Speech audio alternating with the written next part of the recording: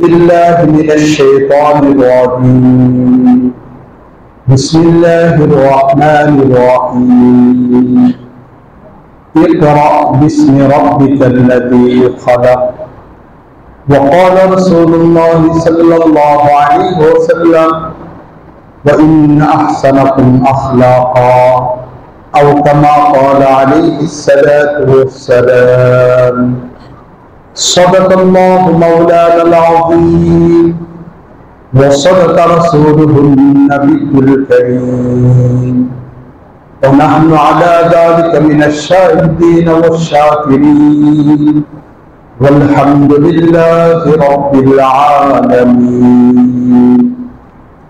سبحانك لا علم لنا إلا ما علمتنا إنك أنت العليم الحكيم সম্মানিত উপস্থিতি আল্লাহ রাব্বুল আলামিনের দরবারে লাখ কোটি শুকরিয়া যে আল্লাহ রাব্বুল আলামিন আমাদেরকে শুক্রবার জুমার দিন জুমার নামাজের পূর্বে মালিকের ঘর মসজিদের ভিতরে এসে দিনই কিছু আলোচনা করা ও শোনার সুযোগ আমাদেরকে দিয়েছেন। আল্লাহ রাব্বুল আলামিনের দরবারে শুকরিয়া হিসেবে সকলে বলি আলহামদুলিল্লাহ।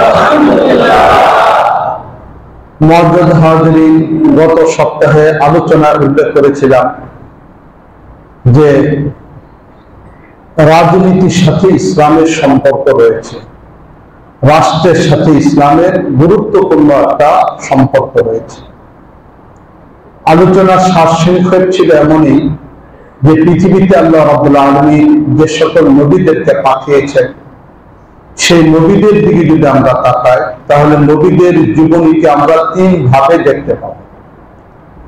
কিছু নবী ছিলেন এমন যারা কোনো ধরনের সামাজিকতা রাষ্ট্রীয় কাজের সাথে সম্পর্ক ছিলেন না, ওনারা শুধুমাত্র উম্মতের ঈমান এবং আকীদাকে সংরক্ষণ করার কাজই করেছেন। ওনারা পারিবারিক জীবনের সাথেও সম্পর্ক হন নাই, সামাজিক জীবনের সাথেও সম্পর্ক হন নাই, রাষ্ট্রের জীবনের সাথেও সম্পর্ক হয় না। এমন অনেক নবী পৃথিবীতে ছিলেন। যেমন হযরত ঈসা আলাইহিস সালামের ব্যাপারে বলেছিলাম যে হযরত ঈসা আলাইহিস সালাম বিয়েও করেন নাই, পারিবারিক জীবন ছিল না, রাষ্ট্রীয় জীবন ছিল না, সামাজিক জীবন কোনোটাই ছিল না হযরত ঈসা আলাইহিস সালামের। তিনি সাধারণ শুধুমাত্র উম্মতের ঈমানকে ঠিক রাখার কাজগুলো করে গিয়েছেন। দ্বিতীয় প্রকারের কিছু নবী ছিলেন যাদেরকে আল্লাহ রাব্বুল আলামিন আগে রাষ্ট্রীয় ক্ষমতা দিয়েছেন, পরবর্তীতে আল্লাহ রাব্বুল আলামিন তাদেরকে নবুয়ত দান করেছেন। ওই সকল নবীদের মধ্যে হযরত দাউদ আলাইহিস সালাম, যাকে আল্লাহ রাব্বুল আলামিন আগে রাজত্ব দান করেছেন, পরবর্তীতে নবুয়ত দান করেছেন।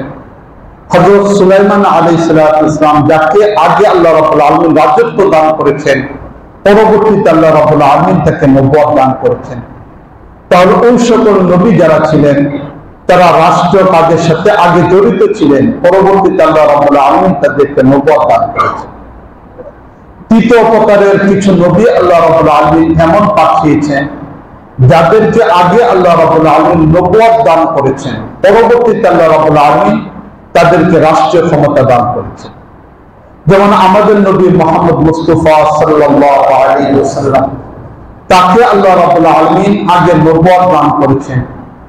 মক্কা নগরীতে 13 বছর নবুয়তের তিনি কাজ করে গিয়েছেন। পরবর্তীতে মদিনা যাওয়ার পরে আল্লাহ রাব্বুল আলামিন তাকে ইসলামী রাষ্ট্রের রাষ্ট্রপতি বানিয়েছেন। তাহলে নবীদের এই তিনটা প্রকার। বাস্তবিক পক্ষে আমাদের নবী সকলের আদর্শ, পৃথিবীর সকল মানুষের জন্য আদর্শ হলো আমাদের নবী। পূর্ববর্তী নবীদের জীবনী যেমনই হোক, আমাদের নবী রাসূল করিম সাল্লাল্লাহু আলাইহি ওয়াসাল্লাম তিনি হলেন আমাদের জন্য আদর্শ। কোরআন কারীমের ভিতরে রাসূল করিম সাল্লাল্লাহু আলাইহি ওয়াসাল্লামের অনুসরণের কথাটাকে এবং তার আদর্শকে আমাদের জন্য আদর্শ হিসেবে উল্লেখ করা হয়েছে। কোরআন কারীমে ইরশাদ হয়েছে, লাকাদ কানা লাকুম ফি রাসূলিল্লাহি উসওয়াতুন হাসানা, নিশ্চয়ই তোমাদের জন্য রাসূলের জীবন ব্যবস্থার মাঝে রয়েছে উত্তম আদর্শ। তাই রাসূল করিম সাল্লাল্লাহু আলাইহি ওয়াসাল্লামের জীবন ব্যবস্থা যদি মুসলিম উম্মাহ আমাদের জন্য আদর্শ হয়ে থাকে, তাহলে আমাদের জীবনে রাষ্ট্রের জীবন থেকে আলাদা এটা কখনো হতে পারে না। রাষ্ট্রের কাজগুলো থেকে আমরা বিরত থাকবো। একজন মুসলমান রাষ্ট্রের কাজের সাথে সম্পর্ক হবে না, রাষ্ট্র আলাদা থাকবে, ধর্ম থেকে রাষ্ট্র আলাদা, রাজনীতি থেকে ধর্ম আলাদা, এটা কখনো হতে পারে না।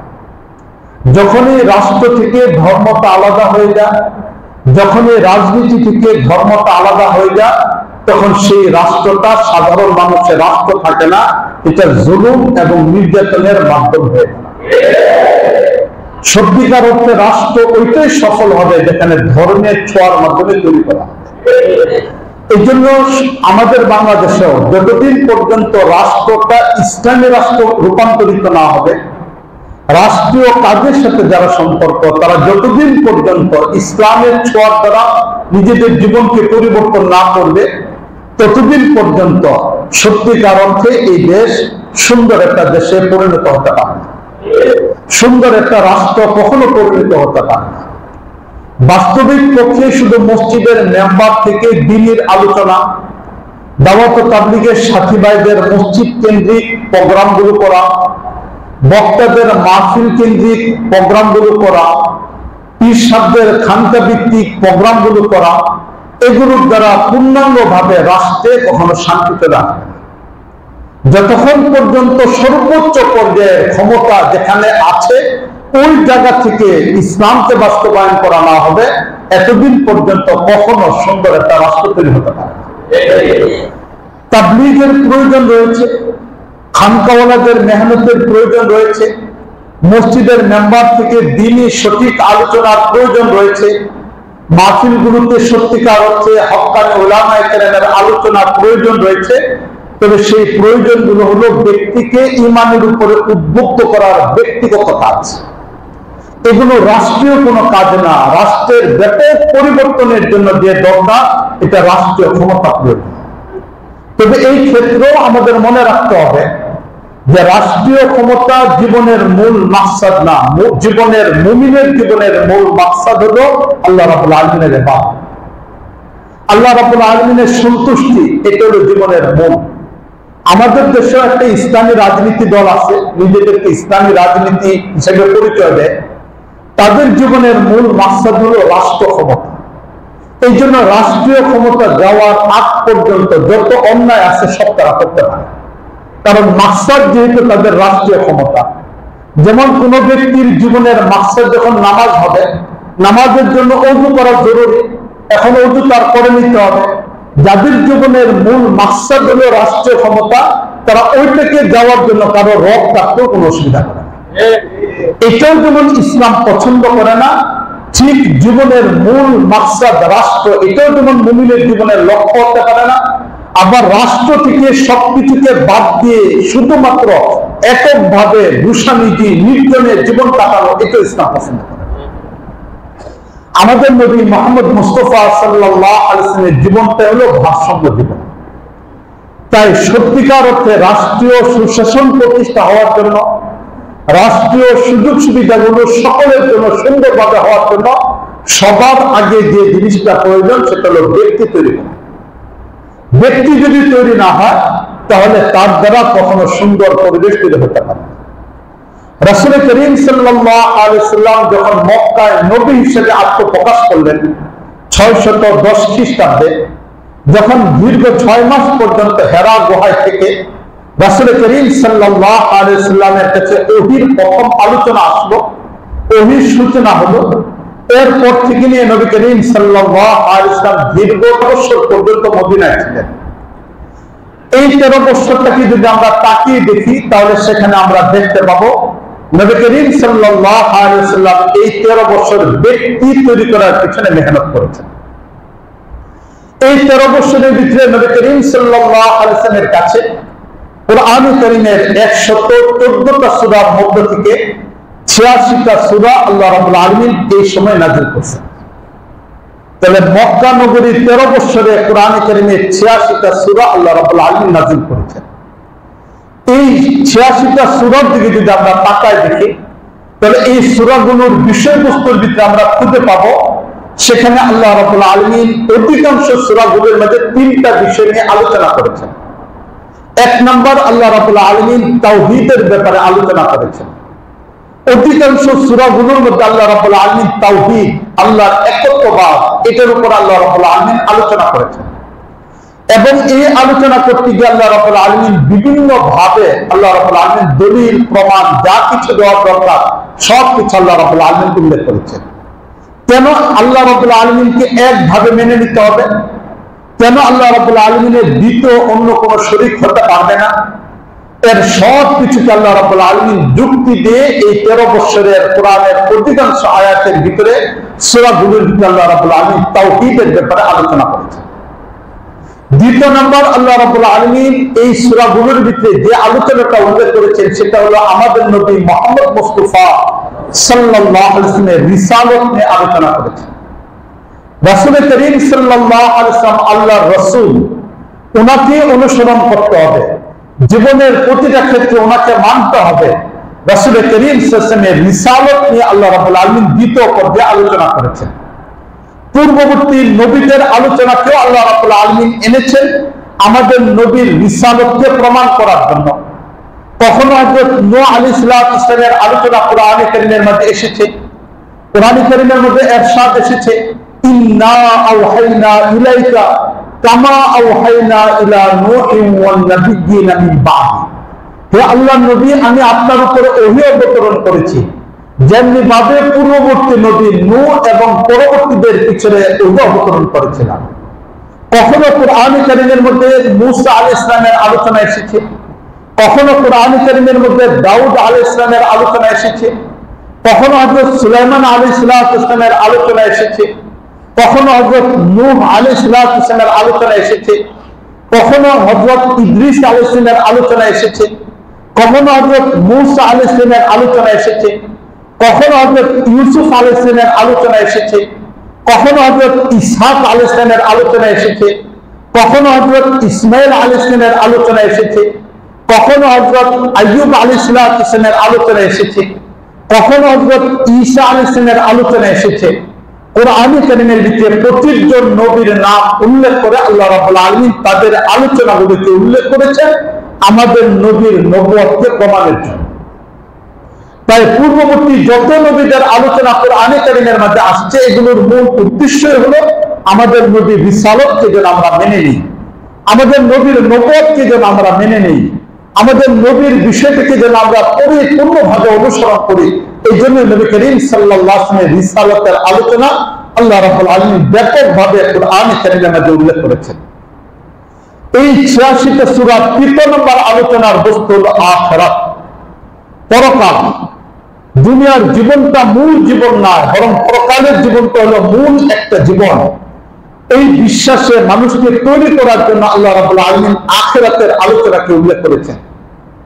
বাস্তবিক পক্ষে যাদের কাছে মানুষের এই দুনিয়ার জীবনটাই লক্ষ্য হয়ে দাঁড়ায়, যাদের কাছে এই দুনিয়ার জীবনটাই প্রাধান্য পেয়ে যায়, যাদের কাছে এই দুনিয়ার জীবনটাই মূল মাকসাদ হয়ে দাঁড়ায়, তারা এই দুনিয়াতে জুলুম নির্যাতন করা আরম্ভ করে দেয়। তখন অবাধ্যতার এক জিন্দেগি তাদের মধ্যে চলে আসে। মানুষের জীবনে যদি জবাবদিহিতার বিষয়গুলো চলে আসে, তখন এই জবাবদিহিতার বিষয়গুলো আসার কারণে মানুষ কোনো কাজ করতে গেলে ভয় পায়। যখন জবাবদিহিতার বিষয়গুলো না থাকে, তখন মানুষের ভিতরে বেপরোয়াই চলে আসে, উদাসীনতা চলে আসে, তখন তার ভিতরে উদ্যতপূর্ণ আচরণের স্বভাবগুলো মানুষের মধ্যে চলে আসে। এই দীর্ঘ 16 বছরের মধ্যে বিগত যা হয়েছে, এর মূল বস্তু হলো জবাবদিহিতা না থাকার কারণে। একক এক ব্যক্তির কথাটাই চরম পর্যায়ের কথা হওয়ার কারণে তার নেতারা যত বেশি পরিমাণ তেলবাজি করতে পারছে, প্রাধান্য পাইছে, এটাই ছিল মূল ফিতনা।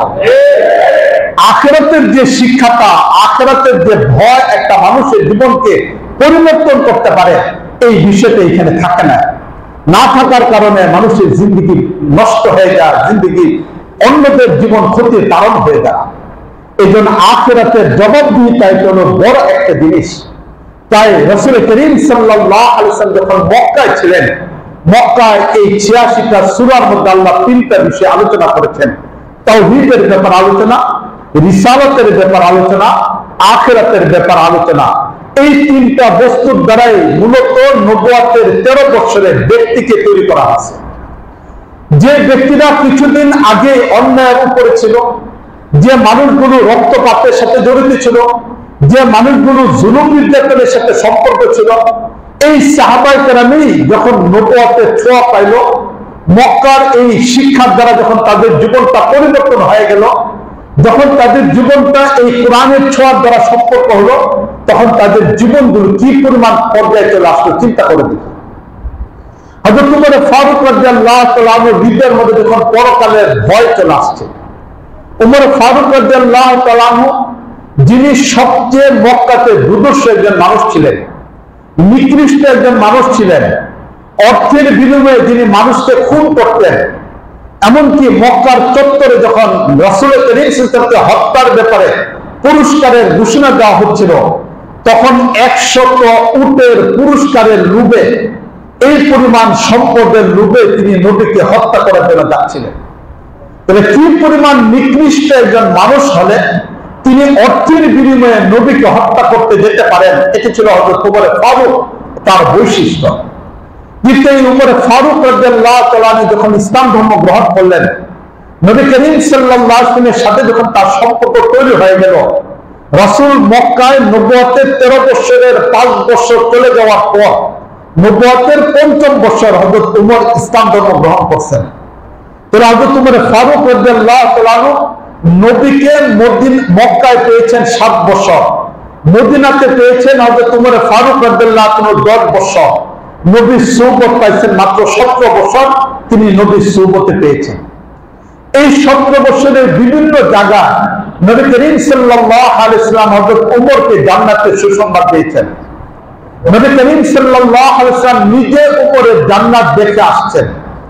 জান্নাতে কার সাথে, কোন হুরের সাথে হযরত উমরের বিবাহ হবে, এটাও নবী করিম সাল্লাল্লাহু আলাইহি ওয়াসাল্লাম বলে দিয়েছেন। নবী করিম সাল্লাল্লাহু আলাইহি ওয়াসাল্লাম এতটুকু পর্যন্ত হযরত উমরের ব্যাপারে বলেছেন, লাউ কানা বাদি নবিয়্যুন লাকানা উমর, আমার পরে যদি কোনো ব্যক্তি নবী হয় তাহলে হযরত উমর হবে, তার ভিতরে নবুয়ত গ্রহণ করার যোগ্যতা আল্লাহ রাব্বুল আলামিন দিয়েছেন। এই তো ছিল হযরত উমর ফারুক রাদিয়াল্লাহু তাআলা আনহু, যিনি এত গুণের অধিকারী। সেই উমর ফারুক রাদিয়াল্লাহু তাআলা আনহু যখন হিজরতের 13তম বছর, তিনি ফজরের নামাজের ইমামতি করা অবস্থায় প্রথম রাকাত পড়তেছেন, রুকু আদায় করছেন। রুকু আদায়ের পরে যখন সিজদায় চলে গেলেন, প্রথম রাকাতের সিজদা থেকে প্রথম সিজদার অংশ থেকে তিনি উঠে বসলেন, দ্বিতীয় সিজদা থেকে আর উঠতেছেন না। সিজদা দেওয়ার পরে পড়ে আছেন, সিজদা থেকে আর উঠতেছেন না। পিছনে মুসল্লি যারা, তারা সিজদার মধ্যে রয়েছে। এমন অবস্থায় হযরত উমর ফারুক রাদিয়াল্লাহু তাআলা সিজদা থেকে উঠতেছেন না, দীর্ঘ সময় চলে যাচ্ছে। মুসল্লিরা পিছনে সিজদার তাসবিহ আদায় করতেছেন, 3 বার, 5 বার, 7 বার, 9 বার, 11 বার হচ্ছে, কিন্তু হযরত উমর মাথা তুলতেছেন না প্রথম রাকাতের দ্বিতীয় সিজদা থেকে। পিছনে ছিলেন হযরত আব্দুর রহমান ইবনে আউফ রাদিয়াল্লাহু তাআলা, তিনি ইমামের পিছনে দাঁড়াইছেন। এজন্য ইমামের পিছনে বরাবর এমন ব্যক্তি দাঁড়ানো উচিত, যিনি ইমামের কখনো যদি নামাজ নষ্ট হয়ে যায়, তিনি যেন নামাজ পড়াইতে পারেন। যে কোনো ব্যক্তি এসে ইমামের পিছনে জায়গা নেওয়া উচিত না, বরং ওই ব্যক্তিরই আসা উচিত। কোন কারণবশত যদি ইমাম সাহেবের নামাজ নষ্ট হয়ে যায়, ওযু ভেঙে গেছে, অথবা ভিন্ন কারণে ওযু নামাজের সমস্যা হয়েছে, তাহলে তিনি যেন নামাজের ইমামতিটা করতে পারেন, এমন ব্যক্তি পিছনে দাঁড়ানো উচিত। হযরত উমর ফারুক রাদিয়াল্লাহু তাআলা আনহুর পিছনে আব্দুর রহমান ইবনে আউফ রাদিয়াল্লাহু তাআলা আনহু, তিনি যখন উমর রাদিয়াল্লাহু তাআলা সিজদা থেকে উঠতেছেন না, তখন তিনি সিজদা থেকে না ওঠার কারণে তিনি নিজে মাথা তুললেন। মাথা তুলে তিনি দেখতে পেলেন হযরত উমর ফারুক রাদিয়াল্লাহু তাআলা আনহু তিনি জায়নামাজের মধ্যে পড়ে আছেন। তখন তিনি আল্লাহু আকবার বললেন, বলে সামনে চলে আসলেন। পিছনে মুসল্লিরা দ্বিতীয় সিজদা থেকে মাথা তুলে দাঁড়ান। মাথা তোলার পরে এরপরে তিনি দ্বিতীয় রাকাতে ইমামের জায়গায় চলে আসলেন। দ্বিতীয় রাকাত খুব সংক্ষিপ্ত আকারে পড়ালেন। পড়ানোর পরে হযরত উমর ফারুক রাদিয়াল্লাহু তাআলা হত্যাকারী ব্যক্তি যিনি ছিল আবু লুলু, সে এখনো পর্যন্ত নামাজের কাতার থেকে বের হতে পারতেছেন। এই অবস্থার ভিতরে নামাজ দ্রুত গতিতে শেষ করার পরে তাকে ধরতে যাওয়া হলো। ধরার ক্ষেত্রে সে এলো পাথারি তরবারি দিয়ে আঘাত করা আরম্ভ করলো। 14 জন মুসল্লি সেখানে আঘাতপ্রাপ্ত হলো। 14 জনের মধ্যে থেকে 7 জন বেশি পরিমাণে আঘাতপ্রাপ্ত হওয়ার মাঝে এর মধ্যে 3 জন অথবা 4 জন হয়তো তোমার শহীদ হওয়ার আগে তারা শহীদ হয়ে গেছে। বাকি 3 জন তারা পরবর্তীতেও শহীদ হয়ে গেছে, তাদেরকে বাঁচানো যায় নাই। বাকি 7 জন আঘাতপ্রাপ্ত হলো। এই 14 জনকে আঘাত করে এই ব্যক্তি যখন দেখলো মসজিদ থেকে বের হতে পারতেছে না, তখন সে নিজে আত্মহত্যা করে ফেলল। যার কারণে তোমার ফারুক রাদিয়াল্লাহু তাআলাকে কেন শহীদ করা হলো এর রহস্য আর বের করা সম্ভবপর হয়নি। সেখানে কি দেশীয় মানুষের ষড়যন্ত্র ছিল নাকি আন্তর্জাতিক ষড়যন্ত্রের অংশ এটা ছিল, এটা আর বের করা সম্ভবপর হয়নি। ইতিহাসের এই জায়গা অস্পষ্টই আমাদের কাছে থেকে গিয়েছে। হযরত তোমার ফারুক রাদিয়াল্লাহু তাআলা ফজরের নামাজ সেখানে বসে জায়নামাজে পড়েছিলেন। নামাজের পরে ওনাকে উঠিয়ে বাড়িতে নিয়ে যাওয়া হলো। বাড়িতে নিয়ে যাওয়ার পর হযরত তোমার ফারুক রাদিয়াল্লাহু তাআলা 11টা পর্যন্ত বেহুশ ছিলেন।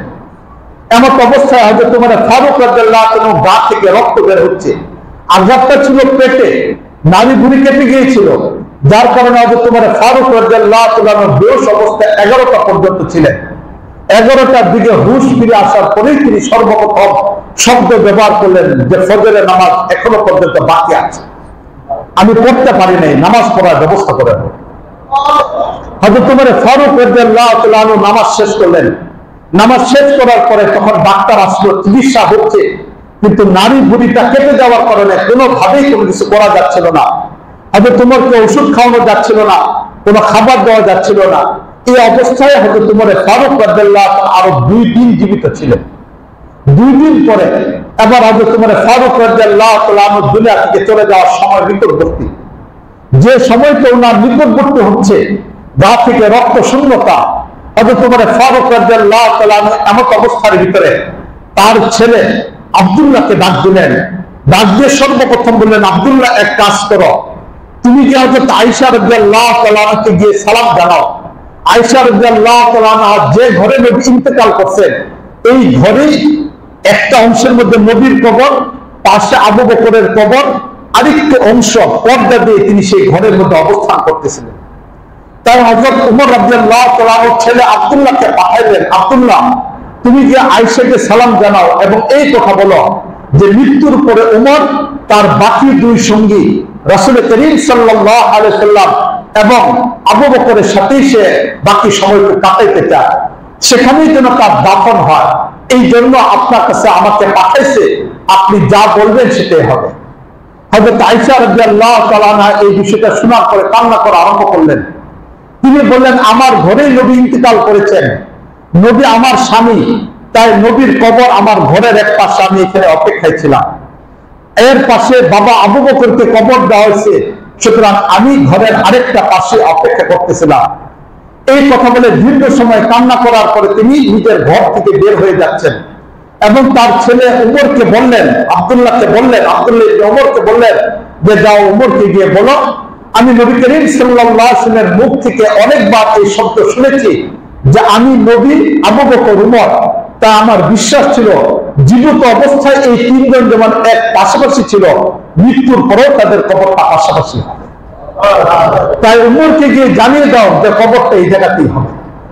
এই কথা বলে যখন আব্দুল্লাহ ইবনে উমর চলে আসলেন, চলে আসার পরে উমর ফারুক রাদিয়াল্লাহু তাআলা আবার আব্দুল্লাহ ইবনে উমরকে বললেন, আব্দুল্লাহ ইবনে উমর, আমি মৃত্যুবরণ করার পরে আগে লাশ দাফন করার ব্যবস্থা করবে না, জানাজা হবে, জানাজার পরে এরপরেও আয়েশার ঘরের সামনে গিয়ে লাশ সেখানে নিয়ে যাবে। নিয়ে যাওয়ার পরে যখন আয়েশা অনুমতি দিবে তখন লাশ দাফন করার জন্য কবর খুঁজবে, আগে কবর খুঁজবে না। হযরত উমর ফারুক রাদিয়াল্লাহু তাআলা এই কথা কেন বললেন? আব্দুল্লাহ জিজ্ঞেস করার পরে তখন উমর রাদিয়াল্লাহু তাআলা বললেন, হতে পারে আমি আয়েশা এখন জীবিত আছি, তাই লজ্জার কারণে এই কথাটা বলছে, সেও যেন কষ্টের মধ্যে পড়ে না যা, এই জন্য তাকে মৃত্যুর পরে লাশ নেওয়ার পরে দাফন করবে, কবর খোঁজার ব্যবস্থা করবে, এর আগে কবর খোঁজার ব্যবস্থা করার দরকার নেই। এবার হয়তো তোমার ফারুক রাদিয়াল্লাহু তাআলা সময় শেষ মুহূর্ত চলতেছে, তিনি তার ছেলে আব্দুল্লাহকে ডাক দিলেন। ডাক দিয়ে আব্দুল্লাহকে বলেন, আব্দুল্লাহ আমাকে চকি থেকে মাটিতে নামাই দাও। জিজ্ঞেস করা হলো কেন? তিনি বলেন, কোনো কথা নাই আব্দুল্লাহ, সময় শেষ, আমাকে দ্রুত গতিতে চকি থেকে মাটিতে নামাও। হযরত উমর ফারুক রাদিয়াল্লাহু তাআলা মাটিতে নামানো হচ্ছে। হযরত ওমর ফারুক রাদিয়াল্লাহু আনহু ছেলে আব্দুল্লাহকে ডাকতে বলেন, আব্দুল্লাহ, পিঠটা মাটিতে নয় বরং পেটটাকে মাটির উপরে রাখো। আব্দুল্লাহ বললেন যে আব্বাজান, আপনার পেটের মধ্যেই তো আঘাত করা হয়েছে, নাড়ি বুড়ি বের হয়ে গেছে, সুতরাং এমন অবস্থায় মাটির উপরে আপনাকে রাখতে গেলে কষ্ট হবে। কিন্তু ওমর রাদিয়াল্লাহু আনহু বললেন, না আব্দুল্লাহ, আমাকে এইভাবে মাটির উপরে রাখো। হযরত ওমর ফারুক রাদিয়াল্লাহু আনহু এই অবস্থায় মাটির উপরে রাখা হলো। এবার দুর্বল শরীর, যে শরীরটা নাড়ানো যাচ্ছে না, রক্ত শূন্যতা, দীর্ঘ 2 থেকে 3 দিন খাবার খেতে পারতেছেন না, যা খাচ্ছিলেন পেট দিয়ে বের হয়ে যাচ্ছে। এই দুর্বল শরীর, জীবনের শেষ মুহূর্ত, হযরত ওমর ফারুক রাদিয়াল্লাহু তাআলা আনহুকে উল্টো করে মাটিতে শোয়ানো হলো। হযরত ওমর ফারুক রাদিয়াল্লাহু তাআলা এই দুর্বল শরীরের হাতটাকে নিয়ে দাড়ি থেকে ধরলেন, উল্টো করে শোয়ানো কপালটা মাটির মধ্যে রাখলেন, নাক মাটির মধ্যে রাখলেন। আর হযরত ওমর কাঁদতেছেন আর বলতেছেন, ওমর ওমর ওমর, তুমি যদি ঈমান নিয়ে দুনিয়া থেকে যেতে পারো, পরকালে যদি মালিকের কাছে জবাবদিহিতা থেকে তুমি মুক্তি পেয়ে যেতে পারো, তাহলে উমর তোমার জীবনে সফলতা চলে আসবে। আর উমর তোমার জীবনে যদি পরকালের জবাবদিহিতা থেকে তুমি মুক্তি না পাও, তাহলে নবীর সুসংবাদ তোমার কোনো কাজে আসবে না। উমর নবী জান্নাত দেখে আসছেন, তোমার কোনো কাজে আসবে না। জান্নাতের হুর নবী দেখে আসছেন, কোনো কাজে আসবে না। উমর পরকাল যদি তুমি ভালো হয়ে যেতে পারো, পরকালে যদি জবাবদিহিতা থেকে মুক্তি পেয়ে যেতে পারো, তাহলে তুমি নাজাত পায়ে গেলা, না হলে তুমি নাজাত পেতে পারো। চিন্তা করে দেখেন যে ওমর ফারুক রাদিয়াল্লাহু তাআলা জান্নাত নবী দেখে আসছেন, শেষ মুহূর্তে একটা মানুষ দুনিয়া থেকে চলে যাচ্ছে। এই ব্যক্তির শেষ সময়টাকে অতিবাহিত হচ্ছে, তিনি কাঁদতেছেন, শেষ সময়ের জন্য কাঁদতেছেন পরকালের জবাবদিহিতা। পরকালের জবাবদিহিতার বিষয়টিকে চিন্তা করে দেখেন কত গুরুত্বপূর্ণ। একটা মানুষের জীবন পরিবর্তনের জন্য এটাই ছিল সবচেয়ে বড় একটা জিনিস, জবাবদিহিতা, পরকালের নাজাত, পরকালের জবাবদিহিতা। আরেকটু তাকিয়ে দিচ্ছে রাসূলের আরেক সাহাবী। পৃথিবীতে কেউ কাউকে ভালোবাসে, ভালোবাসা কখনো মানুষ আচরণের মাধ্যমে প্রকাশ করে, কখনো ভালোবাসা মুখের মাধ্যমে মানুষ প্রকাশ করে। যারা জ্ঞানী, যারা বুদ্ধিমান, তারা আচরণের মাধ্যমে কাউকে ভালোবাসে, এটিকে প্রকাশ করে, কখনো মুখ দিয়ে বলে না। বরং রাসূল করিম সাল্লাল্লাহু আলাইহি ওয়াসাল্লামের সুন্নত হলো এটা, পৃথিবীতে যদি কেউ কাউকে ভালোবাসে, তাহলে এটা যেন আচরণ অথবা মুখের মাধ্যমে বলে দেয়, যাতে করে এটা সুন্নত, এটার উপর আমল হয়ে যায়। রাসূল করিম সাল্লাল্লাহু আলাইহি ওয়াসাল্লামের হাদিস হলো আল হুব্বু ফিল্লাহ মিনাল ঈমান, আল্লাহর জন্য কাউকে ভালোবাসা এটা ঈমানের পরিচয়। এই জন্য দুনিয়াতে কেউ কাউকে যদি ভালোবাসে, তাহলে বলে দেওয়া এটা সুন্নাত। এই বলাটা হয়তো মুখেও বলতে পারে, আচরণগত দিক থেকেও বলতে পারে। রাসূল করিম সাল্লাল্লাহু আলাইহি ওয়াসাল্লাম জীবনে কোনোদিন কাউকে ভালোবাসছি এই শব্দটা ব্যবহার করেন নাই। আবু বকর রাদিয়াল্লাহু আনহুকে কখনো বলেন নাই, আবু বকর আনা উহিব্বুকা, তোমাকে আমি ভালোবাসি, বলেন নাই। হাদিসের কিতাব তালাশ করে কোথাও খুঁজে পাওয়া যাবে না। হযরত ওমর ফারুক রাদিয়াল্লাহু আনহুকে নবী কখনো বলেন নাই আনা উহিব্বুকা, আমি তোমাকে ভালোবাসি ওমর, এটা বলেন নাই। আলীকে বলেন নাই, উসমানকে বলেন নাই, তালহাকে বলেন নাই, জুবাইরকে বলেন নাই। এমনকি নবী করিম সাল্লাল্লাহু আলাইহি ওয়াসাল্লামের পরিবারের স্ত্রী যারা আছেন, তাদের কারো ক্ষেত্রে নবী শব্দ ব্যবহার করছেন খুঁজে পাওয়া যায় না। তবে একজন সাহাবী আছেন, যে সাহাবীকে নবী করিম সাল্লাল্লাহু আলাইহি ওয়াসাল্লাম এই কথাটা বলেছেন। সেই সাহাবী হলেন মুআয ইবনে জাবাল রাদিয়াল্লাহু তাআলা। মুআয ইবনে জাবাল রাদিয়াল্লাহু তাআলা তিনি 22 বছর বয়সে নবী করিম সাল্লাল্লাহু আলাইহি ওয়াসাল্লাম যখন মক্কায় ছিলেন, মক্কাতে 13তম বছর, নবুয়তে 13তম বছর, যে বছর মদিনা থেকে 76 জন অথবা 86 জন মানুষ তারা ইসলাম ধর্ম গ্রহণ করার জন্য মক্কাতে আসে। মক্কাতে আসার পরে যখন তাদের কাছে রাসূল সাল্লাল্লাহু আলাইহি ওয়াসাল্লামের ইসলামের দাওয়াত দেওয়া হয়, তারা সবাই মুসলমান হয়ে যান। মুসলমান হওয়ার পরে তাদের মাঝে একজন যুবক সাহাবী ছিলেন, 22 বছর বয়স, তিনি হলেন মুআয ইবনে জাবাল রাদিয়াল্লাহু তাআলা। এই মুআয ইবনে জাবাল রাদিয়াল্লাহু তাআলা নবী করিম সাল্লাল্লাহু আলাইহি ওয়াসাল্লামের অত্যন্ত পছন্দের একজন সাহাবী ছিলেন। রাসূল মক্কা থেকে হিজরত করে মদিনায় চলে যাওয়ার পরে মুআয ইবনে জাবাল রাদিয়াল্লাহু তাআলার সাথে নবীর খুব ঘনিষ্ঠ সম্পর্ক তৈরি হয়। অনেক নির্জন জায়গায় নবী এবং মুআয ইবনে জাবাল অতিবাহিত করতেন। অনেক সময় নির্জন জায়গায় নবী এবং মুআয ঘুরতে বের হয়ে যেতেন। উটের উপরে বসতেন, উটের উপরে বসে নবী সামনে বসতেন, মুআয ইবনে জাবাল পিছনে। এই অবস্থায় লম্বা সময় পর্যন্ত অতিবাহিত করছেন। মুআয ইবনে জাবালের সাথে নবীর খুব ঘনিষ্ঠ একটা সম্পর্ক ছিল। একদিনের ঘটনা, নবী করিম সাল্লাল্লাহু আলাইহি ওয়াসাল্লাম এবং মুআয ইবনে জাবাল রাদিয়াল্লাহু তাআলা উটের উপরে যাচ্ছেন। হযরত মুআয ইবনে জাবাল বলেন, আনা রাদিফুন লিরাসূলিল্লাহি সাল্লাল্লাহু আলাইহি ওয়াসাল্লাম, বুখারী শরীফের হাদিস। নবী করিম সাল্লাল্লাহু আলাইহি ওয়াসাল্লাম বলেন, মুআয ইবনে জাবাল রাদিয়াল্লাহু তাআলা বলেন, আমি নবী সামনে, আমি পিছনে, উটের উপরে বসা। এমন অবস্থায় হঠাৎ করে নবী আমাকে ডাক দিলেন, ইয়া মুআয, বলেন হে মুআয শোনো। যখন নবী আমাকে ডাক দিলেন, আমি পিছন দিকে উত্তর দিলাম, লাব্বাইকা ওয়া সা'দাইকা ইয়া রাসূলুল্লাহ, হে আল্লাহর নবী আপনি বলেন, কি বলবেন? নবী নীরব, কোনো কথাই বলেন না। কিছুক্ষণ পরে উট চলতেছে, নবী এবং মুআয চলতেছেন। মুআয কান পেতে আছেন, নবী ডাক দিলেন কিন্তু কোনো উত্তর দিলেন না, কারণ কি? আবার চলতেছেন, কিছুক্ষণ পর আবার নবী ডাক দিলেন, ইয়া মুআয। রাসূল ডাক দিলেন, হে মুআয শোনো। এবারও নবী করিম সাল্লাল্লাহু আলাইহি ওয়াসাল্লামের উত্তরে মুআয বলেন, লাব্বাইকা ওয়া সা'দাইকা ইয়া রাসূলুল্লাহ, হে আল্লাহর নবী এই তো আমি উপস্থিত, বলেন আল্লাহর নবী কি বলবেন? এবারও মুআয ইবনে জাবাল রাদিয়াল্লাহু তাআলা আনহুর প্রশ্নের উত্তরে নবী কিছু বলেন নাই। আবার উট চলতেছে, নবী চলতেছেন, মুআয ইবনে জাবাল চলতেছেন। কিছুক্ষণ পর আবার নবী ডাক দিলেন, ইয়া মুআয। এবারও নবী ডাক দেওয়ার পরে মুআয ইবনে জাবাল উত্তর দিলেন, লাব্বাইকা ওয়া সা'দাইকা ইয়া রাসূলুল্লাহ, হে আল্লাহর নবী বলেন আপনি কি বলবেন? যখন একে একে তিনবার ডাক দিলেন, তিনবার ডাক দেওয়ার পরে যখন মুআয নীরব, নবী নীরব, কোনো কথা বলেন নাই। কারণ নবী করিম সাল্লাল্লাহু আলাইহি ওয়াসাল্লাম কথা বলার আগে একটা গুরুত্বপূর্ণ কথা বলবেন, এই কথাটা বলার জন্য ক্ষেত্র তৈরি করলেন, মুআযের মনোযোগকে আকর্ষণ করলেন। মুআয যেন এই কথাটা শুনে বরদাস্ত করতে পারে, সহ্য করতে পারে, এই জন্য নবী পরিবেশ তৈরি করে এরপরে তিনবার ডাক দিয়ে এবার মুআয নবীকে বললেন, মুআযকে নবী বললেন, আনা উহিব্বুকা ইয়া মুআয, হে মুআয আমি তোমাকে ভালোবাসি। এমন এক শব্দ যেটা কেবলমাত্র নবী করিম সাল্লাল্লাহু আলাইহি ওয়াসাল্লাম মুআয ইবনে জাবালের ব্যাপারে বলছেন, আর কারো ব্যাপারে বলেন।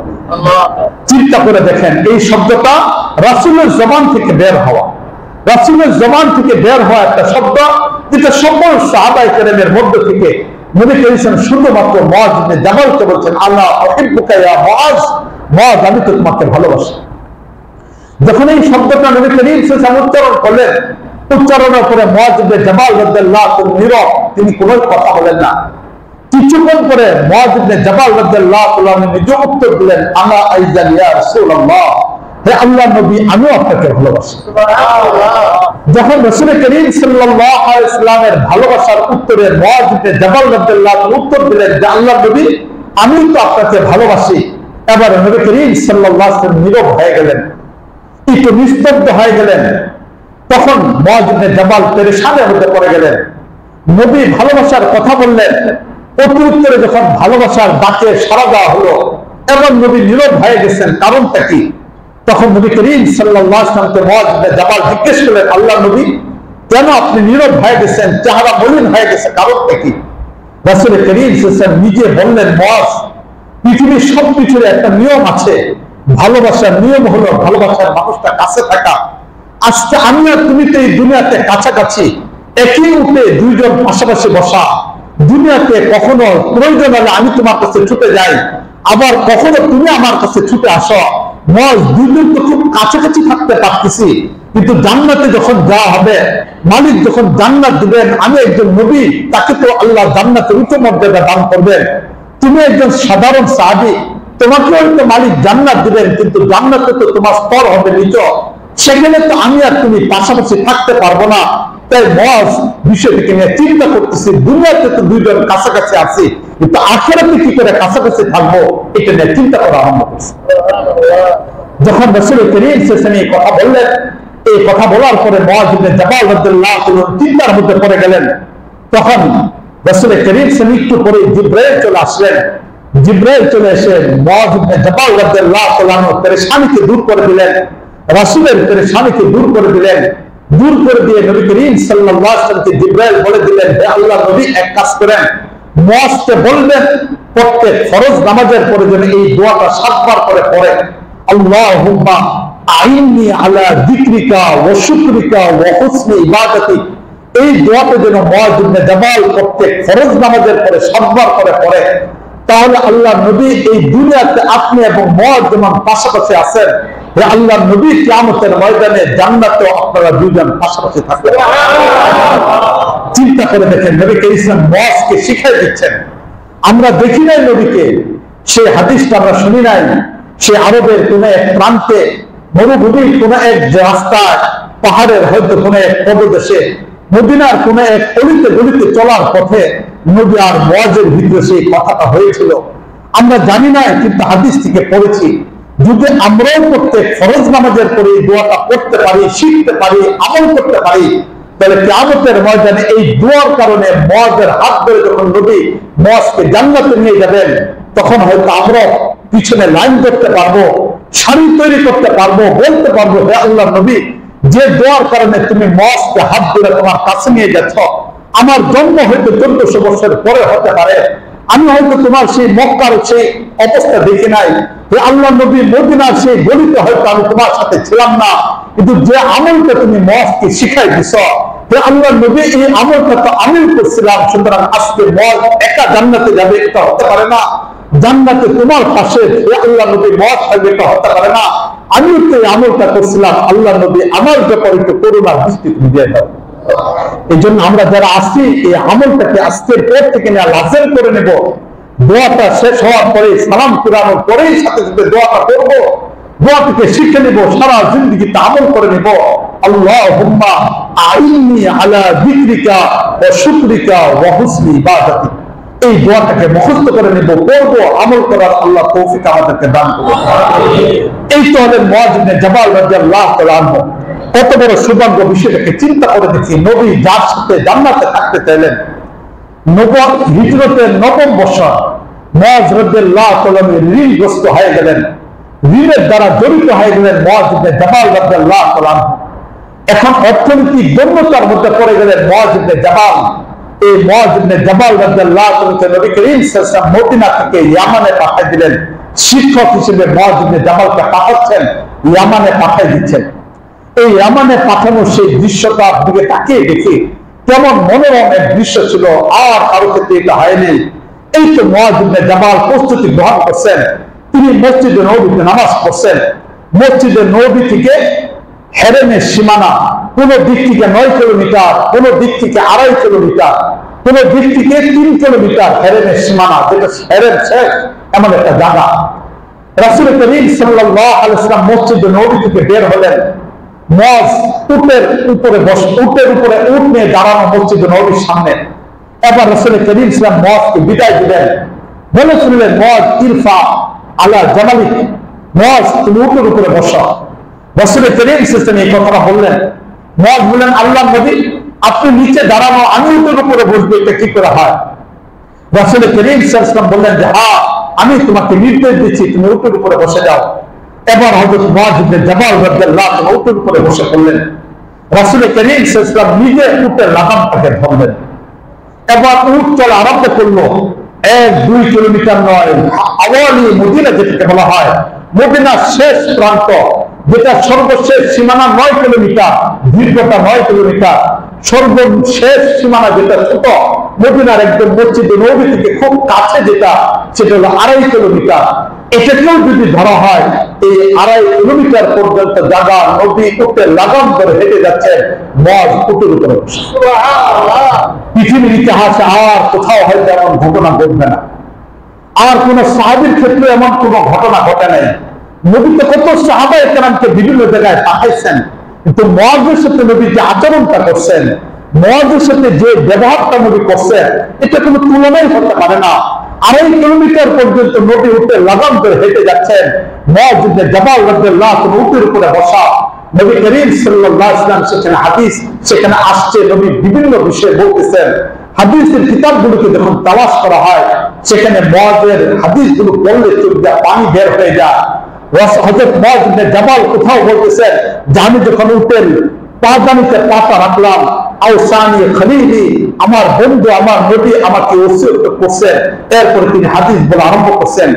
বিক্ষিপ্ত আকারে কখনো বুখারীতে হাদিসটা খুঁজে পাওয়া যায়, কখনো মুসলিমে খুঁজে পাওয়া যায়, কখনো বিভিন্ন হাদিসের কিতাবে খুঁজে পাওয়া যায়। তবে মুআয ইবনে জাবালের সব হাদিসগুলিকে যদি এক জায়গায় পেতে চায় কেউ, তাহলে মুসনাদে আহমদ ইবনে হাম্বল, যেখানে 46,000 হাদিস রয়ে গেছে, সেখানে মুসনাদে আহমদ ইবনে হাম্বলের মুআয ইবনে জাবাল এই শিরোনামে যতগুলো হাদিস আছে সব এক জায়গায় রয়েছে। এই কিতাবটাও যদি কেউ পড়ে, সব হাদিসের কিতাব ৬৬ কিতাব পড়লে সবগুলো পাবে না, পুরো হাদিসগুলোকে খুঁজে পাওয়া যাবে না। কিন্তু মুসনাদ আহমদ ইবনে হাম্বলের মধ্যে মুআয ইবনে জাবালের শিরোনামে যে হাদিসগুলো আছে, এটিকে যদি তালাশ করে তাহলে চোখ দিয়ে পানি পড়বে একটা মানুষের সাথে আরেকটা মানুষের সম্পর্কটা কেমন ছিল, বিশেষ করে রাসূল করিম সাল্লাল্লাহু আলাইহি ওয়াসাল্লামের ভালোবাসাটা কেমন ছিল, নবীর মহব্বতটা কেমন ছিল মুআয ইবনে জাবালের ব্যাপারে, এটা কল্পনাও করা যায় না। এই হাদিসগুলি পড়লে দেখা যায় যে কেমন গভীর সম্পর্ক ছিল। তিনি কাঁদতেছেন, চোখ দিয়ে পানি পড়তেছে, নবী বিদায় দিচ্ছেন, একটু পরে পরে মুআয ইবনে জাবাল শব্দ ব্যবহার করতেছেন, আওসানি খলিলি রাসূলুল্লাহ সাল্লাল্লাহু আলাইহি ওয়াসাল্লাম, আমার হৃদয়ের বন্ধু খলিল, হৃদয়ের বন্ধু, আমার হৃদয়ের মানুষ, আমার হৃদয়ের বন্ধু রাসূল করিম সাল্লাল্লাহু আলাইহি ওয়াসাল্লাম আমাকে এই কথাটা বলছেন, আমাকে এই কথাটা বলছেন, আমাকে এই কথাটা বলছেন, তিনি আমাকে উপদেশটা দিচ্ছেন। এইভাবে রাসূল করিম সাল্লাল্লাহু আলাইহি ওয়াসাল্লাম মুআয ইবনে জাবালকে বিদায় দিলেন নবুয়ত হিজরতের ৯ম বছর। এরপরে নবী করিম সাল্লাল্লাহু আলাইহি ওয়াসাল্লামের নির্দেশে মুআয ইবনে জাবাল চলে গেলেন, সিরিয়াতে চলে গেলেন। সিরিয়াতে চলে যাওয়ার পরে সেখানে মুআয ইবনে জাবাল নবীর দেওয়া দায়িত্ব পালন করা আরম্ভ করলেন। এই থেকে ৯ম বছর শেষ, নবুয়তের হিজরতের ১০ম বছরে চলে আসলো। ১০ম বছরে নবী বিদায় হজের ময়দানে গেলেন। মুআয আসতে পারেন নাই দায়িত্ব পালন করার কারণে। এই ব্যক্তিকে নবী করিম সাল্লাল্লাহু আলাইহি ওয়াসাল্লাম হজ করে বাড়িতে গেলেন, মদিনায় গেলেন। মদিনা যাওয়ার পরে ৩ মাস পরে নবী দুনিয়া থেকে বিদায় নিয়ে গেলেন। এই তো নবীর জানাজা উপস্থিত, দীর্ঘ ৩ দিন পর্যন্ত নবীর লাশ কবরের উপরে রাখা, মাটিতে রাখা, এখনো পর্যন্ত দাফন করা যায় নাই। কারণ ইসলামী রাষ্ট্র ব্যবস্থার জটিলতা হয়ে গেছিল। তখন রাষ্ট্র ব্যবস্থার সমাধান না হলে লাশ দাফন হবে না, এই হিসেবে সাহাবায়ে কেরাম নবীর লাশ ৩ দিন পর্যন্ত রেখেছে। এবার চিন্তা করে দেখেন, যারা বলে ইসলামের সাথে রাষ্ট্রের সম্পর্ক নাই, রাজনীতির সাথে ইসলামের সম্পর্ক নাই, যারা ধর্ম নিরপেক্ষতার বিশ্বাসী হয়, তারা নবীর লাশ ৩ দিন পর্যন্ত রাখা এই প্রশ্ন উত্তর কি দিবে? এই জন্য ইসলামের সাথে রাষ্ট্র রাজনীতি অত্যন্ত ওতপ্রোতভাবে জড়িত। এই তো লাশ রাখা, কিন্তু মুআয ইবনে জাবাল আসেন নাই।